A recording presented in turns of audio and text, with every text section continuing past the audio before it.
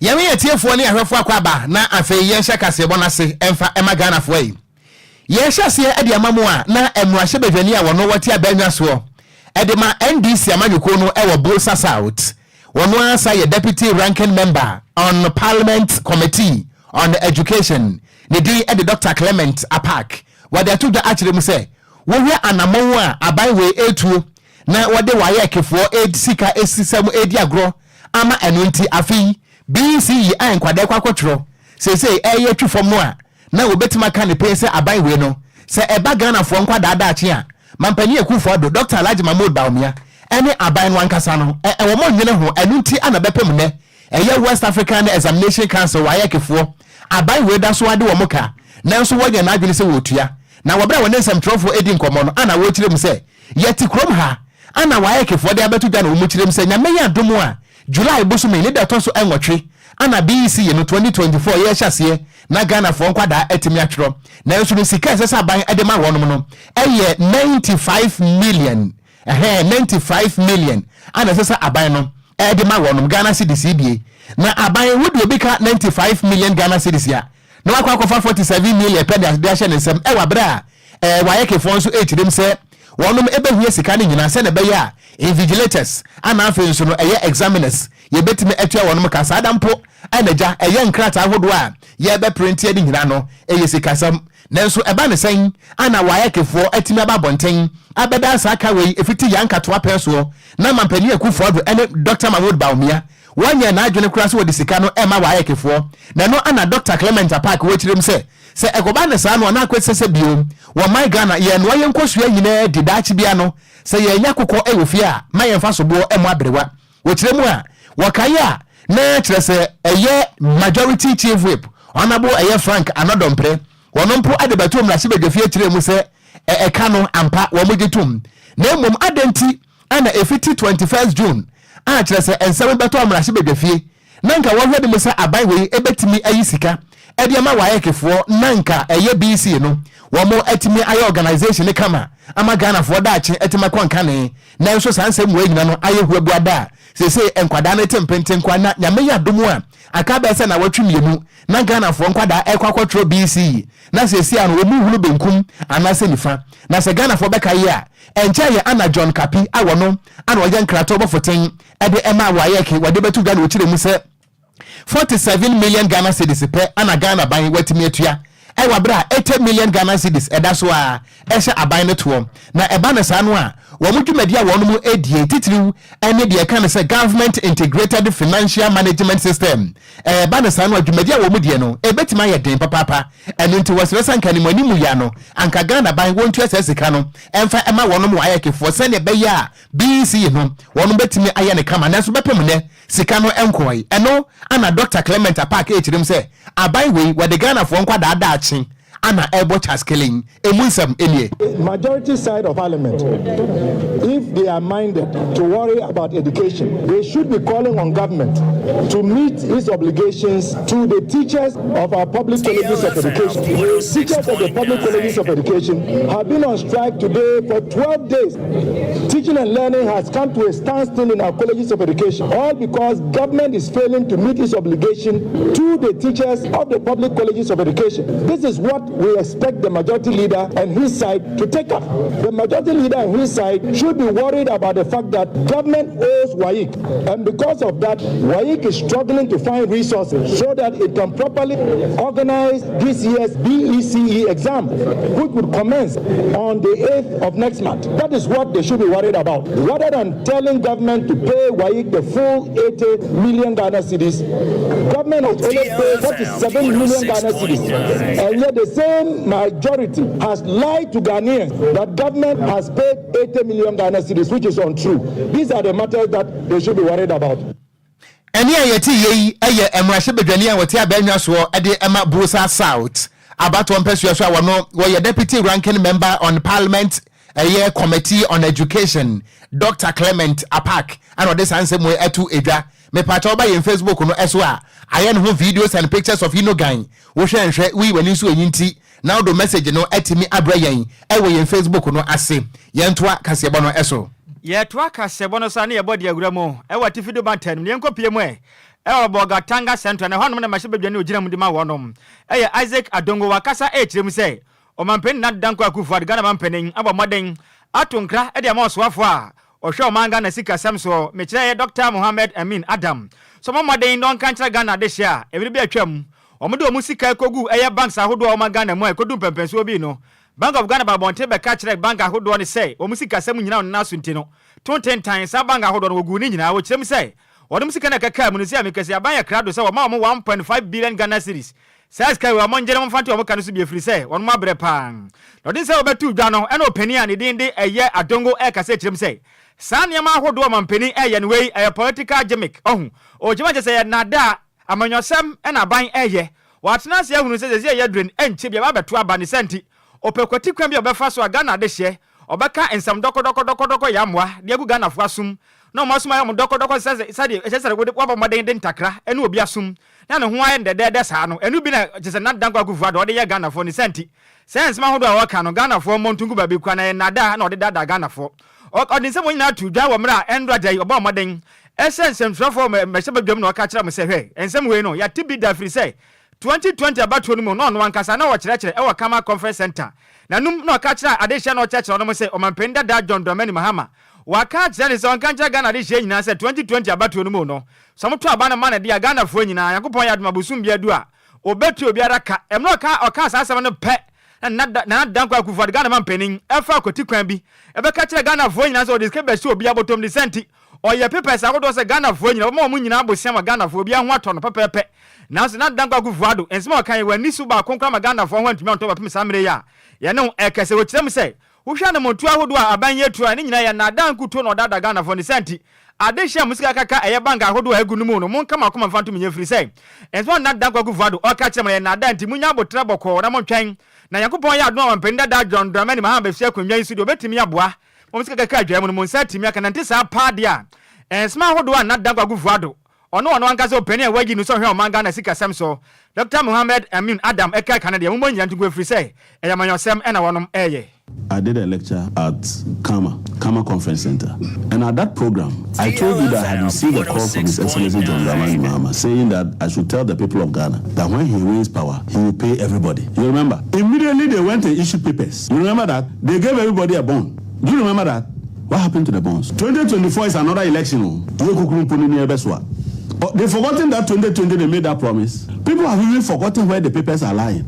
You remember when SEC used Consolidated Bank, that disgraced bank, that is almost like a Sisu shop, that they should come, people who have them should come and register, and I told them that they don't even have that capacity because those companies have not been liquidated. And per our securities laws, you can revoke your call the license, which you have degraded. But the assets of the company are not yours. The assets of the company are vested in the hands of the Registrar General, who must go to court to be appointed a liquidator of the company and then agree how to dispose of the assets of the company and distribute the assets of the company. So on what basis are you asking people to come and register their interests? You don't have the mandate.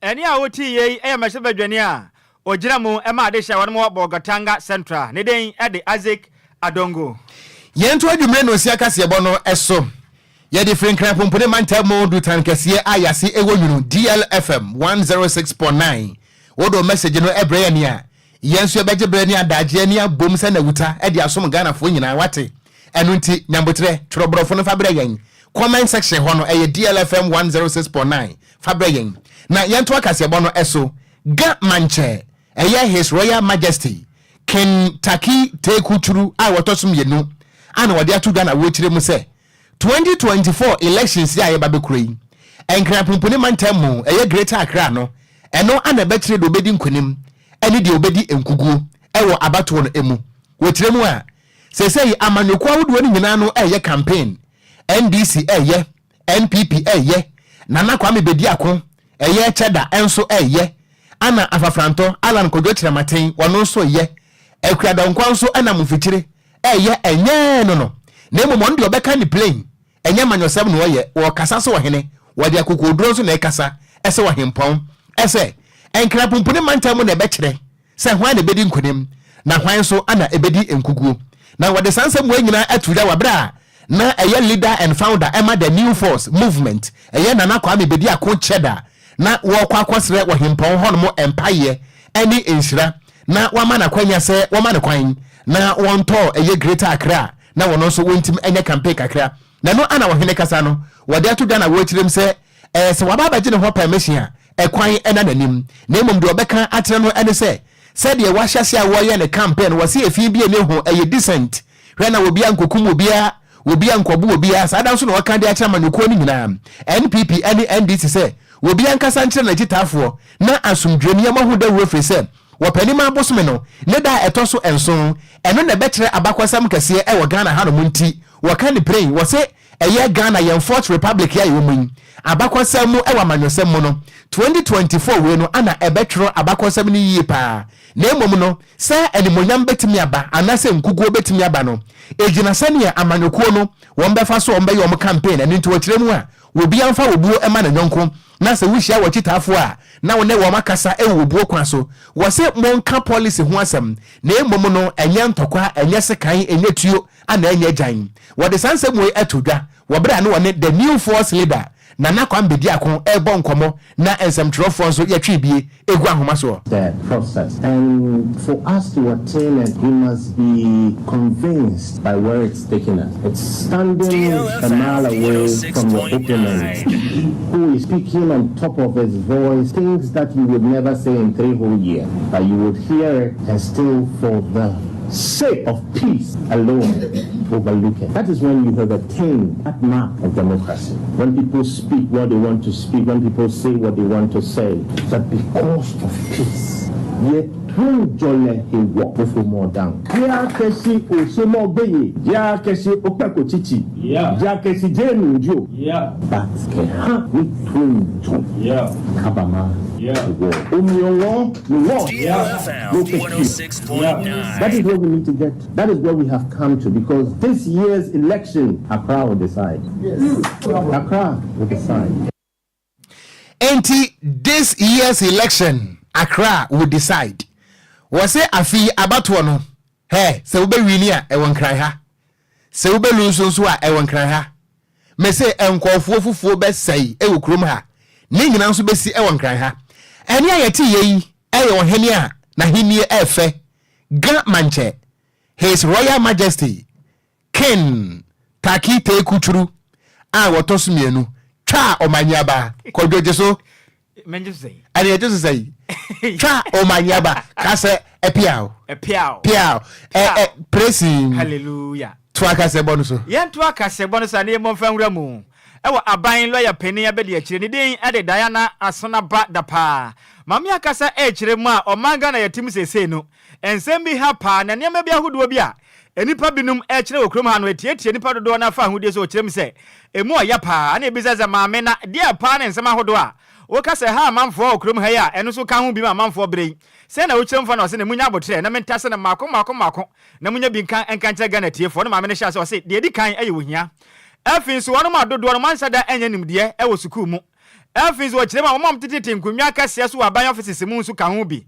afin na ma tena nkonwafo mu wotumi akase ka ho na afin so okire ma amanyofo so ka ho bi pa no man Ghana sesi amikasa nipa be yetieti mo fa hodie so atiti binum okrom ha no se nipa we enum na se adwumade ni ya hye wono msa ene wo kire m se ha adwunye pa se ne obi pa adwuma aba adwonko enipa be bresa na obi afren wo ba mama adwuma wokona yo ba pe oba dada wo sa ye na asagro obehu ana ode amu ni se kafe na yes sempi wo kire ma mema dodo na ne madade da basa okrom ha wo kire ma ni nyina aye ndada kwan so opadwuma de amane nti aba ne boss wa wane na obeyi na di ni send your sort no boss na dia ogisa ne homboko se be yo betimanya adwuma ye ma mi kire ma ekwaso pa omanga na ma etietia manfo fa hodie so o kire mza manyofo yi so anodokodoko frewa andokodoko yamwa omo dada Ghana fo binum pa se opese obo no pa adwuma akra de ma na yo ba se de etie bia na je se oja otumpem enti sa pa so omo wakwanya ma wanya adwuma ye aba bi nsi da o kire ma ha adwinye pa omanga na ma wei eye ne ma hodo bi atietia manfo fa hodie so afiso o kire ma hodo so mabunu bi a ebinum kofa wono ba omanga na mu na wo ba sibra abaye waketekete ba hwese wanya mfie be yese dunum na hwe mama kantini wa man da okroma gisika aba o kire ma atete pa ne sente no o kire ma aban ko se so ha we nyina no etu betumi atwa aban ayem na bebre na etumi boni pa ba na se ya kasai eguso ya kwaso a wo kirem se Ghana fo nyina nka yentuma vambom se bo ba kuma de ne nyina yen ka ma kirim ne yentumi moa ne yema hu de ro ne moa na tete ahodo a Ghana matima enipa bia omanya kunwa ahodo atenteta so di sisi amanfo no eso ntunjo kirem a se ya koyi oman Ghana dodo na bre wanum eni kama fo nti omo tete pa wo kirem a yen nyina ya moe na sa ha we nyina no yetumi kan ye hu bom ne yetu ase ye betumi abo oman Ghana so kekere no atimi akwanim emra wakasa no emu nkyeremu nie in other health and other needs. So public sensitization is very key, and of course we also need to be very alert, as a community, to be able to report some of these things. And I've mentioned largely some of the problems we encounter when we are prosecuting some of these perpetrators is for members within the community to purport to interfere in the prosecution, either through lobbying or luring and through threats of death and other things. I think there's a whole community responsibility on all of us. So government, we're doing our bit, but we relish the continuing support of all of us. Yes, so we have passed the Act 694. We have also ratified the Palermo Protocol on preventing suppression of human trafficking. But we also need to be alert and educated that these perpetrators are innovative and then continue to change the goalpost and they are modern modus operandi, mode of operation. So there's the need to stay alert, particularly to international best practices, even within the African region, West African region. Eni awoti ye aya ban lawyer penen ya bedi akire Diana Asonaba dapa yentu akase ebo no so na yenkwa sante mantamu na emrahye bedwani a wote abanwa so edema adanse asokwa ne di Kwabena Tahiru Hammond wono ana ye wosoafo a wohwe edwadie ene emfidinuma so metire Minister for Trade and Industry wono ana wakasa wotire mu a wo man Ghana hanu aye tie wo bia asode a ebo a wope ana wode cement eje enu nti Ghana fo cement pa edi sida no ne boa ye den papa kire kese akonfam ekon ho ani nwin awurade wo se cement manufacturers no esansa emre bia ntachire na wono operate eye free economy eye free market economy nti wo bia da sode ana cement no ebo a wope ana wode je eno na wo kire se ye no ana se na amen enu nti watintim emra eye legislative instrument de kwakoto mra hye bedwafie se ne be ya samra no se mra hye bedwafo ndi tumu a eno na ebetimi aboa na akire cement eboa ye mfanye nti sade a hwe krom ha enkofo asase beka nwuram na wobra wotu sa na mo se wode ela ne kwakoto parliament no ana minority no kire se da bi wontimi emfa ye kwachi entwa fufuo emfa nwura ye num efiri se Kwabena Tahiru Hammond, who is experienced member of parliament, when you fie ho. Winim kwanye faso a yede bill bi ebeto mrahye bedwafie adenti ana woni yen entime endiscuss ye. Na ofa akwati kwanye ade sa ade na ba ntime kasai. Ansam no ayetentanse brezi ahoma efri se area fufu che wodro mu a ehia nkwanhia nti. Minority ne kire se ekwaye Kwabena Tahiru Hammond faso a wode sa ela ne ba beto mrahye bedwafie ho no.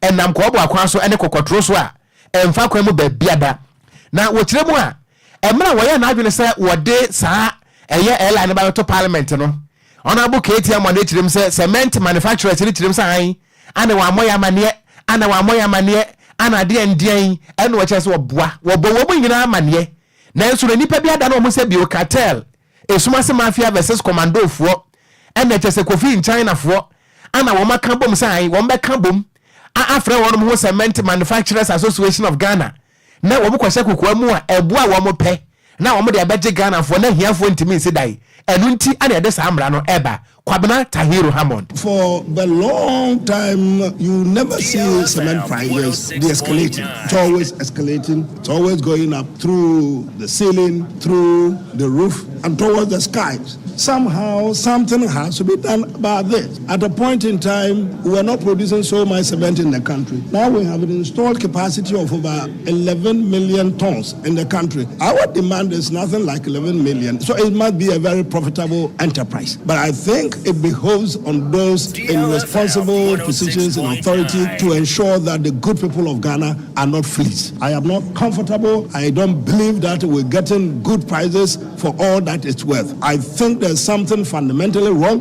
with the pricing of cement in the country. Every sector of the economy, your house, whatever projects, whatever, you require cement for that purpose. Enti Honorable Kwabena Tahiro Hammond wono an waye oswafo a ohwe dwadie ene emfidiyuma ensem so ene no na eno achi na wo kirem se senia yes cement manufacturers ne kasan ana wa moya mane wone ya anwene ho no ono abo akire se wo boa So I asked them to ensure that something was done about it. In my absence, I was told that the minister wasn't going to be able to do anything. They would not listen. They wouldn't do it. They would go the way they want. Well, I have only one other avenue. I mean, encouraging them to do it is a moral persuasion. If moral persuasion fails, there is a system in the country. There's a constitution. We operate by rule of law. You come to parliament and then you ensure that there are laws. We have the constitution. So if the constitution mandates me to bring an ally, I bring the ally to ensure that somebody abides. If we don't accept the moral principle, at least some sort of economic principle, the good people of Ghana must benefit. I don't think it is fair for the way they are pricing and the way haphazardly each one of them deciding and dictating how much a bag of cement should be sold for. This is quite apart from the quality that they are producing. Some of the companies are producing substandard products. We have had to deal with this matter. Na Yewura Kwabena Tahiro Hammond wasade na no esi ho na wo kirem se say cement ne kra no ebi substandard enya papa wodi si phone no na buagu wodi si apata na buagu wo plasta na ewaigu wotimi di si dan edan ne be wo no na fona toto ubusa mesi ne woti jai na wu abetene wase hade wo kire na wo kasa bia no wo kire se emra wo ye na adwene se wo de sa amra we eba no wo mo aye cement okroma no aye cement manufacturers no na ase wo mo huru no na afi airline naba wono so anya wonom you do me I do you mum yete said na o si huru cement manufacturers no. In the last few weeks I traveled a bit. I traveled the president, DLFM, I traveled to China, and then now before I left instructions that I am not happy with the escalation in the cement pricing. So the committee by its instruction is chaired by the chief executive, director general of Ghana Standards Authority. That's how the committee constituted and chaired. So chairman of this condition, where is it? I just took you through. So I called him to my office. My instructions were pretty clear. The representation ministry, the director general, it's chaired by him. Get this matter sorted out. Let me understand. By the time I come back, I would want some concrete development. Then I heard in the grapevine that you were literally teasing me. The minister couldn't do it. Nobody can resolve this matter of cement. Now the committee manufacturers and those around it, to the extent that I called two of the executives to this office. So why do you think that the minister is powerless to control? They denied knowledge about the suggestion, but I still got some feedback that wasn't matter to laugh about, but that the view was that what was the minister able to do? Well, not so much losing control, but they can be controlled. I mean, it's a free economy, so anybody does what they want. I understand. We operate a free economic system. That's what command, control, whatever system. My understanding of free. In the last few weeks, I traveled a bit. Any ayati yeyi mrashe bedwani a wati abanwa so de ma wo manfo ne ade sia wonom ewo adanse asokra wono ana wo ye oswafo hwe dwadie ene mfirinyuma so Kwabena Tahiro Hammond ana wo kire se cement bo no boni beka ne se it is skyrocketing astronomically pricing ne bo no cost ro agira mu abo ye de hutiri mu ase kwe nti emra na eba enti se Ghana fo di abanno yento akase bono eso yento akase bono sa ne yemomfa nwura mu ewo techima ya no wa bono east region nim na hanom ena banda hina owo techiman ne din ede Mubarak Baba Mohammed papa akasa echiremu Ghana de hye nyina titiri mu amoye mebuno no yanka na nkoma sum se momma mo homade na montwe mo ho emfafiri numone enom ho afiri se manhwe ne ye ne nubone anansen Ghana mebunu bi no nom kurom ha se ne manjaye a wa hwe ne na kwatumi akwatwa eye monkwa naso ohene kasa na ochirem ze sia ye kese o manga na babia baba wura bia no behu se mantai bi ogina hono ma se obi asasabo ache no ogina wa titriti se obi a light enyinam kane ache no wa sense gina hono adan a wa num dubone ma na faniyem afɔre mu de sɛ obi anyam kane akyerɛ sɛ wɔyɛ titiritiri woka no kora wɔnka ogyina hɔ no ma asɛ wɔto ayɛ yɛ nnwom ohu deɛ wɔnyɛ no ho mpo na kyerɛ mu a atete dodo adɛnti na Ghana mmabunu sɛ mo ankasa mowɔ mo pɛ Nyankopɔn de mo pa ma mo ɔma yɛti mo nso yɛde mo pa ma mo obi antata mo na ba ne sɛ na kɔba no bɛtumi anum aduro saa no wa daisy gyina hɔ sɛ wɔse adɛn deɛ pa na ɛha mo na kyerɛ mu a deɛ mpo ɛha na adwene yɛti to mpo sɛ nansɛn wɔbɛte na Ghana mmeranteɛ akɔtotonuro bi yɛse na mo gye ɔmbɔ mmɔden de ma yi kɔ mu a aba bade sɛ dɔhwere num na kɔbra ne su ɔbaa so ɔse ada woyɛ pɔnkɔ na kyerɛ mu a saa na mo wɔ yɛ a wotui bɛmma ɛnkyɛ wobɛwu ɔkyerɛ mu mmɔden sɛ saa na motuo no ammoa mo na kyerɛ mu a ha adwen dodo ada na mbɛtena ase na makɔtɔ ndubɔne anom ɔse ayɛ dodo ɔse afi so wii kɔbra ne tumi hye wii sɛ na no mu nyinaa sɛ tum adan wohye bidie na kyerɛ mu a kokain kɔbra ne tumi hwia sɛ ogyina hɔ dom a na n'ani ase nyinaa tata nsuo ɔse adan nti na Ghanafoɔ bɛyɛ mo ho saa na kyerɛ mu a na mo a Ghanafoɔ tu no ayɛ dodo ne sɛnti mɔtwe mo ho mfɛmfiri mo ɔde nsɛm nya de to dwa ɛwɔ mna dware kaseɛ da ta mo bɔɔyɛ ɛwɔ techima no mpɔtema na kyɛ sɛ afahyɛ kɛseɛ na ɛkɔ so nana ɛbɔ amade kɔpi ase na wɔka sɛ momma mmɔden sɛ Ghana ade hyeɛ anamo a motui mohwɛ ne yɛ wɔfiri sɛ deɛ moyɛ yi monkwa na so na motwa so momma mmɔden anya nnubɔne a monum nya bɛtumi akɔfɔ haw pa de aba ɔma Ghana mmɛbu no so ɔsan de ato dwa sɛ Ghana mpanimfoɔ nyina titiriw ana mo a mowɔ diberɛ no mmɔbɔden sɛ monya akwanya na mogyina simpre so kasa muntu Ghana mmɛbu no fo na nnubɔne ahodoɔ a mɔnom no motwe mo ho mfɛmfiri wɔfiri sɛ wanhwɛ ne yɛbɛdu baabi no wakɔfɔ haw ne susuasobɔne de bra Ghana mmɔbrɛ yi afei na kyerɛ mu a deɛ duro yɛbakɔto aba 2024 abatoa yi ɛtetamfikyire ha mmɛbu no dodoɔ no abɛhu na obi ɛbɔ mo paa 1 Ghana series 20 series 100 series pɛ na kɔba na akɔfa nkontimba de akɔhwe obi apɛmpɛm akunu de atono de atwene ɔkyerɛ mu a woyɛ ne sɛ yɛ mmoa ne sɛnti ɔma Ghana abatoa abatoa ma yɛ ho maden sɛ yɛma asomdwe ho dawuro no ɛntena yɛ mu na ɔma Ghana asomdwe yɛn no yɛma yɛ ho maden sɛ bɛtumi akora so na 2024 abatoa wei na bɛkɔ awie na ɔma Ghana asomdwe yɛ wɔ no yɛtumi akora so wani nsɛm ahodoɔ a ɛfiri branda hena a ɔwɔ techiman ne den ade Mubarak Baba Muhammad aso yɛ ba de yɛ kase bɔ ne mmerɛ yɛbɔ akyire yɛde ama mo ɔko na deɛ ɛfiri wɔba so no ɛfotuo ni yɛ kama ɛfotuo ni yɛ ɛha adwen o tumi sɛ bɛrima gyina hɔ a na wɔda wobɛkɔ na kwabrane atwe kokin na ni ase puru nsuo sɛ deɛ wɔtwitwa gye ne obia nso nsoma no aba awurade na wadane kurofuro mate udru kurofuro mane afɔ nkwanta akumase masa wobɛtere boys no tek ogo ze here be po akofie yi master po no masa me say driver no ma load na wi a wo kɔ na yesika sɛ no de ne sɛ bɔ ka ni mu a asa ne nsa ne yɛbia o say udru afɔ nkwanta ne kurofuro mu a mate fo na ho no oba akura yɛ be mama wo mu wobɛtere yes senior man yes senior man sa mo boys ne se de ni ma biam kofa free yo betene senior man asa dan ko ya bo ade na oyɛ na senior man betene tek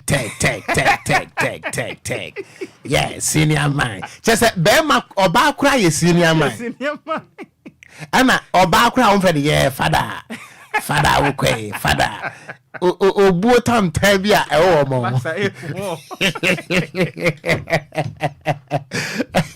adano meko patase 2022 no na mo se obesi o anwaga junction wa fa obenkum misiya wo mate ni ubetimi kura wo me ame bi abro so fada wo kwana fada yes senior man senior chese me dwere ho amentiase kan de bia na onya kopi e so na ya pie so saa enya yizo abrewa kura ye senior man eno bo bia mante wa nya ne krom ha no nwanwa piaga we dey achima safo aba and we say the news is fantastic we tie here live ewo agona safo achima safo eastern region ya da same ana we do edifritema we say Ghana the future is bright entimo hwe na montoma NPPBM ana Lumba nepe Lydia ana we say good evening wafa ene ne wafa say in fact mo ya dwumaden papa e dey asom Ghana na we tie hwe live ewo North Kaneshi we see DLFM well spoken we hene so akasa na king we say this king is full of wisdom ai gamanche hwe we brutal se no ntina wo ka twa o manyeba na magye so a pia no samo kofi asante ha na o se tek senior of was it tek ne yende pa I will go kuma se dentia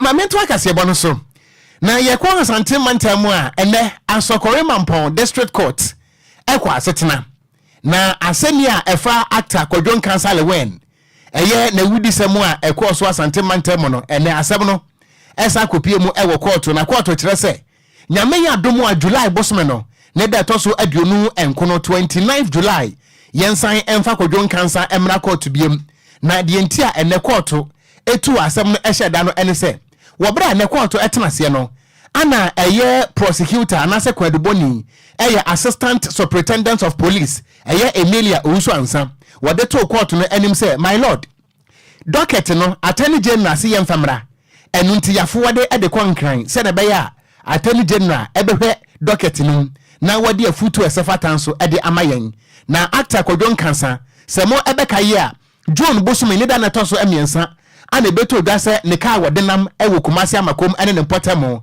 ene emframa ni mirika wode nam no was ni same boat amanam so wone ka bi ade akosie ni mewi akire akoda kito onya mfinhia miensa na yawo wo famu eto ya nom ewo ense edo na wo bread ni kopie mu ewo court no ye de kwadu ahoduo miensa ana Kwadwo Kansa de di nkan eye dangerous driving de atosum yenu eye inconsiderate driving ana de atosum yensa negligent causing harm enti wenu nyina no eye kwadu akese a miensa ye de Kwadwo Kansa lewen na ene wo bra court no tenase no ana asendie no eye kwadubofo ndi atu da kirem se attorney general etere se wo pese wo he docket no enu nti yafo wadi case no ene docket no nyina de akwakoma eye attorney general Godfrey Ebu Adame se ne be ya wono so na futuo wo betime ade aba na asendie no yetime ade enu nti ne court no kire se July bosom de to so aduonu enkono no yensan emfa Kwadwo Kansa emra biem na ede di nkan ade ne court no ede 50,000 Ghana cedis bail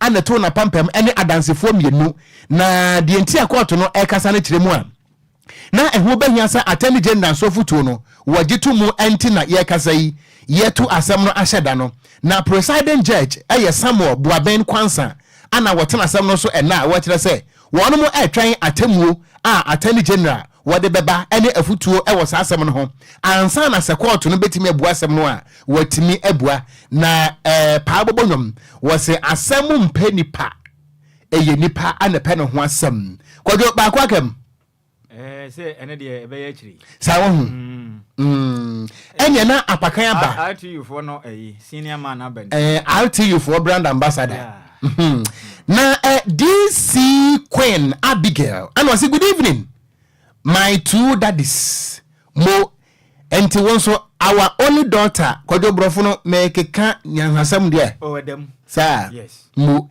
enti our two double daughters na this emi onu ne baba no no no that's right no enti DC Queen Abi bibia bokode ana Abbas Austin and say hi guys you are doing a great job pa yeda say apakan GH aba say wish ya na one year brand ambassador Emma relegated team RTU I go promotion some is happiness we are sofa na yenso sofa. Stay tuned. DL News.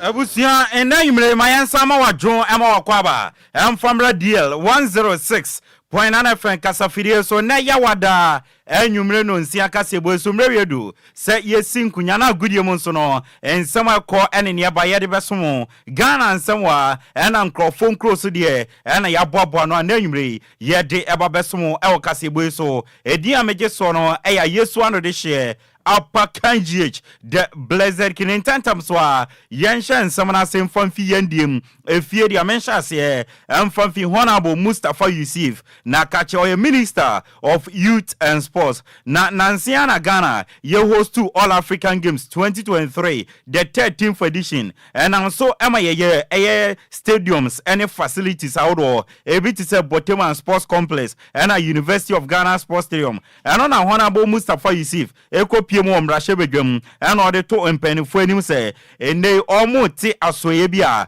a national games, send a make good use of all the African games in the venues are omoye not to us moment develop talent outdoor our Ghana and watching in the federations outdoor our more share sporting disciplines also our Ghana or Shamun crying some more organized competitions send a mobile make good use of the facilities. On the local front, the ministry intends to institutionalize national games to make the use of these sports facilities and develop talent, make Ghana a hub for sports development on the continent. The ministry therefore wishes to encourage the various federations to be active and organize regular competitions at this fast. Portugal, the Badminton Association has taken the lead in this regard, and I want to congratulate them for. Honorable Mustafa Yusuf, Minister of Youth and Sports, Anabusia, and Martin and Kano, Yanko PM our Ghana Olympics Committee as well. Now, President Adema Aswe, Mr. Ben Nunu Mensa, now Osinde, or you're very, very disappointed. On an Aswe, say Omudi Sika, Eura disciplines, Audonum, now so in the yen to me, unqualified Bebrina, Uncle PMO, our All African Games, Anamichema, Paris Olympic Games ebekoso e France or see upon sika omode supported disciplines outdoor bebrebe nyina only 2 disciplines are air track and field any swimming and to me qualify mukopiemo e Paris Olympic Games 2024. When kakra won say so when say Olympic year na yeko Olympic year dey ye nyina say na bia da yakoma to say ye benya as many sporting disciplines and as many athletes that they want to do so sa na ye na said ye na da yakoma so no ye jimi ankonya ohwa ye black meteor see me ake ye hope say be on which na qualify for this Olympic Games. Mr. Benunu Mensa Amananswa Otwaso Eddie to just say, and they won't see to me enya athlete beble. A moment to me unqualified here. No moment near to me a qualify no. Okay, Kabuma, a baby 11 athletes. Almost fit track and field any swimming. And on my qualifier almost call. Now, I see in there no by the first or end or second week of July no on betu Figana Eddie Omaniachem our pre-games village our Strasbourg, France and what 21st July 2024 now for the Ome move from Strasbourg now mo the Omaniachem our Paris a games village or Aquastati Olympic Games no. In the Olympic Games they are with roughly about 11 athletes. Mainly from the track and field, any swimming. And Yenchi also say by the second week, another by the end of the first week of July, Team Ghana, free pre-games in France. Mr. Benunu Mensa, Ghana Olympics Committee, Omo President, and Awate Eninka and so Yamfa Yaninchemo, our Ghana, Emrashebe Gamudia, Honorable T.D. Vondi, a member of Parliament, Edema Chifu, Atimokwa constituency. Na Ochema or say an empire ball, any say or share say MPP government way no. Omobe take sporting serious our Ghana no more investing in it esan say be create adwuma any opportunities my young men and women our Ghana no more to make display of talent and no chomenya scale film and my brabon so no ebe kwa anim and afenso ebe peja Ghana din edi edu achire. It is important that we turn our attention to sport. In fact, today, our Premier League, for example, Accra House of Folk and Kotoko are not even finding good place in the league. Recently, it was just by God's grace that Accra House of Folk did not go on relegation. And that is not good at all for sporting activity. It is my prayer and hope that this government will take sporting activity serious and invest.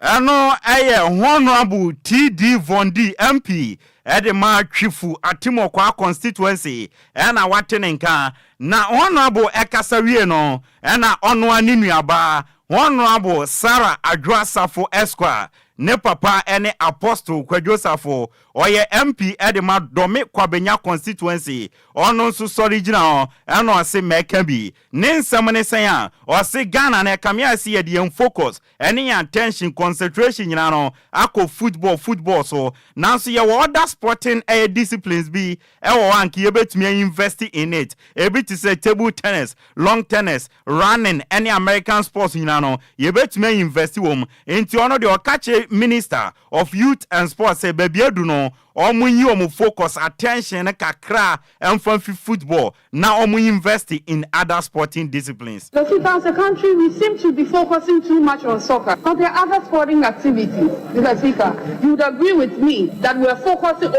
emphasizing or over-focusing on sport. I think that there are other sporting activities that need a lot of investment, like table tennis, long tennis, running, and nowadays the young people are more also interested in the American American sport.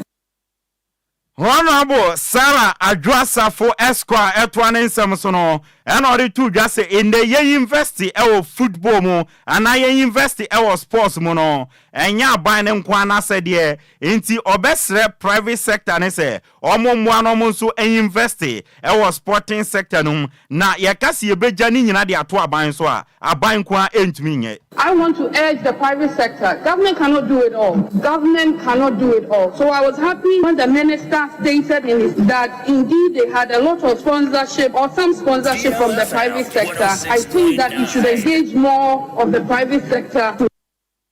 Honorable Sarah Adwasafo Esquire, Member of Parliament Edema Dome Kwabenya constituency ena watenen kanenanse ya ena beto dwase bobokua ye friend a Etihad omo Saudi Arabia no omani abre som befa Black Stars of Ghana player a ye friend Kudus Mohammed edi na fi bobokua ye friend West Ham United na Asamoah Bebijejan a former player ene captain edema Black Stars of Ghana ena wakasa dia fasa ansem no osise sansem na boboba no eye no credia ebe a tough decision edi ama Mohammed Kudu so beko anonko osi ono Asamoah Jandie ontumi decide emfama na ejina ono ene ne management so na ono mribi oye interview kan se baby edu no wan hwe bedu baby ni footballers no ebeko Gulf region o esan se ho ena sika epiem ono si ono Asamoah Jan emro of Europe eko ho no no eno kra no anhane Blasters performance. If it's true, it will be a very tough decision for him. Because Charlie, I can't decide for him, but it will be a very, very tough decision for him. So it depends on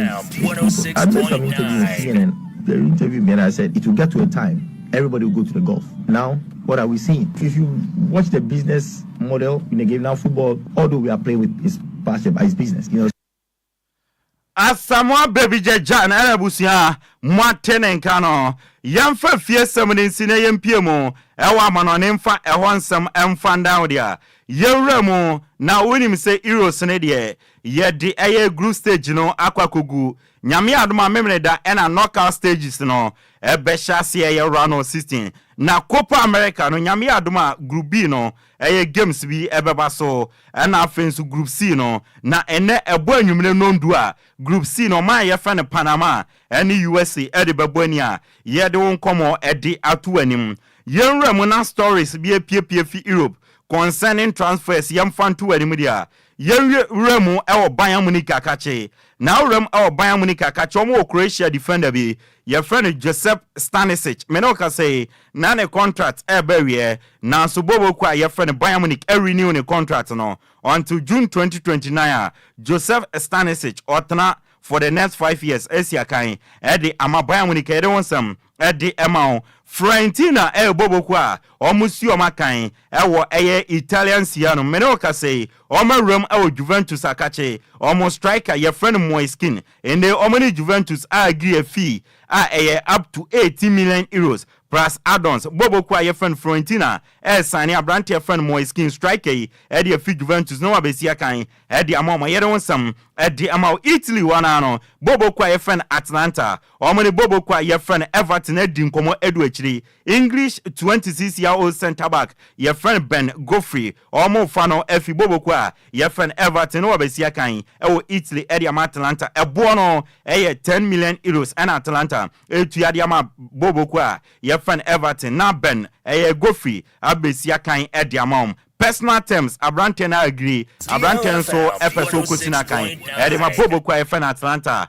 yede onkomo Eddie ama Olympic Lyon enso akato na bro na Senegal omo 26-year-old centre back your friend Musa Niakite no oma fano Eddie na fi Nottingham Forest ewo England ebo no 20 million pounds obe sign 4-year contract until June 2028 Eddie am Olympic Lyon ewo France yero nkomo Eddie atuwe mabusia nyina we so na gudie mu nsama ya boabo no ndanwumre no yemfa ensimi amede nsama le by dia meje so no eya Yesu ano de share apakan GH the blessed kin over to you Okogyeabour mera say Omarion picture na de tusu sesia no safa bra na me nyankopon kasa no apakan sa me ye prophet you prophet wa Omarion picture na de tusu sesia no on say DL no enye Ghana nko ahụ edru baby a wo dey fast picture ambra e wo marry ze wo ko control so ana picture na de tusu sesia no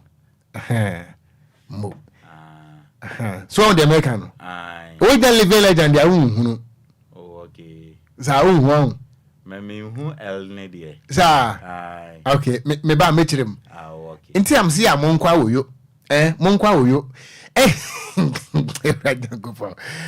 Andy Moles and I say honorable Ajasafo okasate say opposition member of parliament o say ade wo abem na aha na emfa ne sika nkoye abra wo abem yo eni anya hwe ma membra won chani ni nkomo abusuan sofa na yansuan sofa bre ana aso no na enkomo ye de ma Ghana fo ni nyina ya dwendwene ho se wo man no ene say minister for trade and industry Kwabena Tahiru Hammond, Katie Hammond.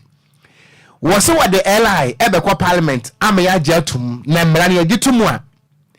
Eno ana ebechre ebuo a yemfa cement enji ukrum ha. Obi intimi nka se wo ye cement manufacturer ntino ebuo a wope na wo de abeje Ghana fo. Me pa chawo emrai eba wo gine sen 0534 050199 and 0593 40 65. Good evening. Good evening. Me wa fa sibeni. Pacho yes we are thinking kasesi obodaka. Ma menti enfri obodaka ya tenkran. Pacho ni minister na kanu de ene na ya je. No kan no kwe pa jiso betimi ani sade a. Onye ne samaye ni enso enye free me da se me ko bi sun kasa bi bye bye. Me da say good evening. Good evening Opa Okogyeabour. Me wa fa sibeni. Papa J, Tama 9. Papa, mami ntie we. Mpacho, ye papu no okase Ghana mebu se yeti ase. Enye no ho asem ne ye ka. Na mpacho Ghana how many cement company na Ghana yawo hamu. Se eye ba nkofo ebi on company. Omo kanema eburu habo. Ska egu enema no so. Cement ho yamale bi ni Ghana hamu. Omo kra na mo de ba. Enema egu so. I don't know why we turn as a trade minister. If by into one factory from my as a cement company factory. No go for good on factory on cement no one better price on fan down. But there is yejuma. Sa ko be scam be on di year na on di year no on person skin bi. Na on person can pay on fan no meda say good evening. Good evening, Alpha. Me wa fa say pole o fa na tete. You're the babo. Boom. No, you're fine. No fear, no, you're fine. Oh, fine, why you were here? Oh, what I say? Ministry, I will call me fat. I will just know for Wakupe. Mo, what's it?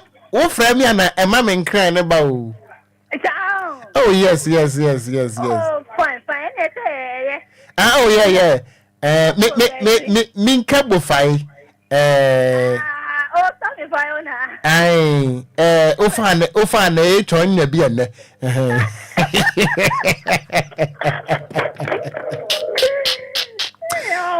Let us yet you have a pillar for why. Yo, Mate. Pole. Say Glegi. That's right. Good evening. Evening. What touch no way my own? What for ye? Ye, no fancy me. What for ye? What the bonnet? Oh, bonnet. What for the meton car? This said, me ada. Sir, Mr. Dada, and what for you? Obi not you. Obi not everything. Yes, Okogyeabour. Okogyeabour, Obetiane, take. As I'm not a patrol.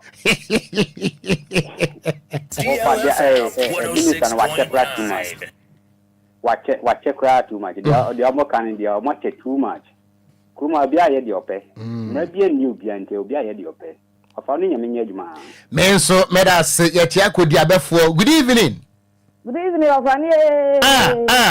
Me offer say. I'm so kind of a day. I would a day. The other day, I say. Obla friend saying. Kwadwo Sammy. Bless him. Hallelujah. And so now I hear you. What you swinging out what the form said to him? Oh, me don't can me aji. My main tear wa me offer say. Hello. Yeah, good evening. Oh, Nyamia Dominia Francis Nate. Yeah, Mamma Moni Ajuma. Mo Ajuma da se. And Ajuma Pa Moya, Yamin Shramu. Mo. No, by day form you know Moya Juma. I am a film too. I'm Pessia so me. Yadama Premoto, a Pessia me. Sister be not to mention how I say, now, Brady, I'm a tenant. I just say, make me think where you man away, you talk money cry. Me tea, not as I may have you know, and I'm say yes. Can you imagine? Yo, I'm say trade minister, a better answer. And the officer come back, you perceive who say. But it's all buy, but your cement factory. Sign away to me be the account the ever holder than who.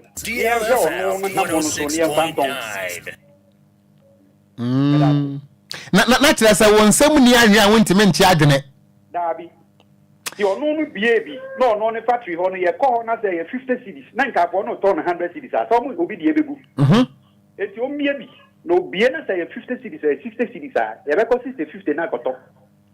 Now 110, 105, 106, 107. Send our kegum. Because I'm so baby. And ya no keke. Meda say yet yebus your phone pa Ewatema community 25. Good evening. Senior man.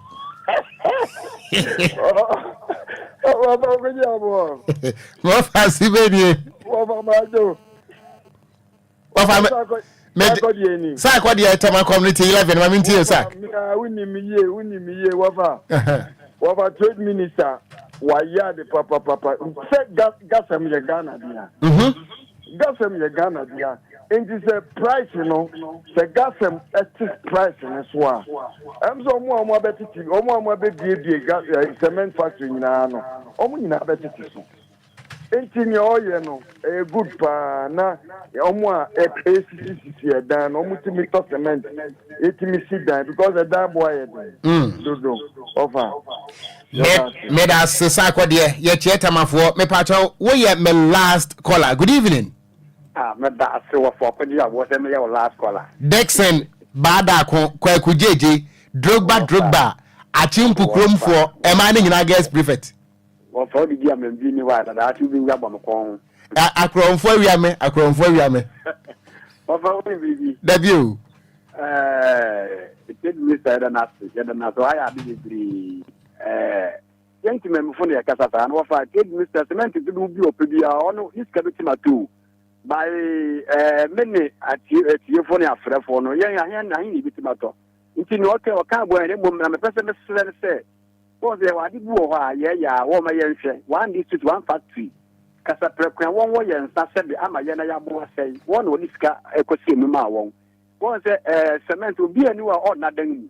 let's say no be can cement here na won be amba ye na mpeki say cement ne ko obate o sana obate te onyama won ato so no so aka wa boya na baba me so me da say me pa good evening.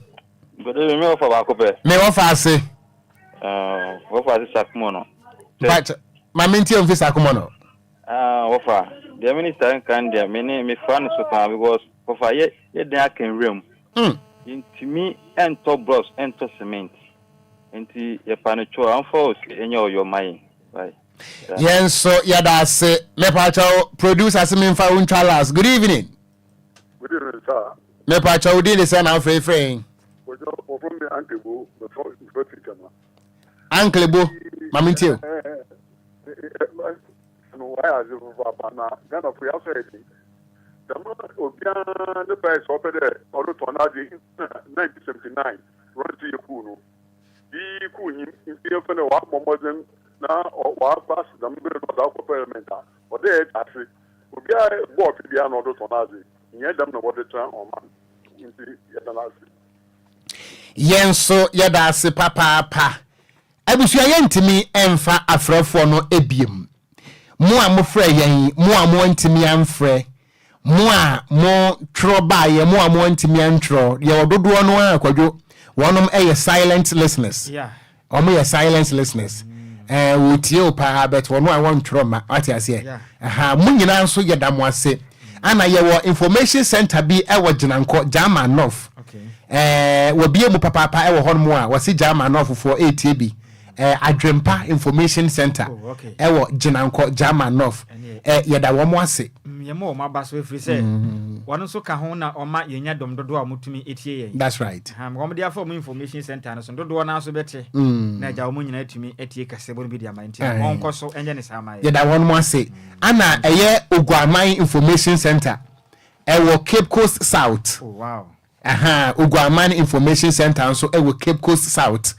Na wo mo kire se kasebo no wo mo so enene de din kan wo matam e dia atomu e wo Oguaman information center se wunim Cape Coast South wa wotra eye kotokraba wo ko Melcom ho no information center no it is a radio station. Wow. Akate across all the Cape Coast South municipality no enti ye bomu ye number bia ye da wo mo ase yankopon hira wo ya me hira wo nom next week meko ho. Oh okay. Ai meko ho na me de o mo na ase akwakomo na o kwa de opela ko opele ono Samuel kwa kwina kentin kwa tek na opa yo mo ya tek no mo di so what is senior mai o kwa na senior mai ana filling station na no pa no ye nya ntie so mu tie o mo di atum wo eye Ashalbotwe school junction na ye da wono mo nso ase yankopon ya o mo kese na ye da wo mo ase ko so say abere na abere nyina no o mo de betwe ha na o mama Ghana de hye nso. That's right. O mo hu de ekọ ne de ba o manga hunya pa mo enti ye so akọ na Dimensions barbering shop enso ewo Agboba fitting shop. Okay. Fitting shop aya adwensa kwan no so ho no a Peter nso abiem nti ye da wo mo ase ho no so a busy area pa nti wo mu biem to wana kire se dom enem pempem na etientie da wo mo ase Dimensions barbering shop me do pele beba na matena boy amame na opele ho ka no mbetumi afade ambefa so opele de on se ka hu na be ma 20 grams so on hu mi do so no on kobe unso on kobe bi sa keke o onya tunu na ya se ja na se na konfa nkon ese sikari echi o di atemu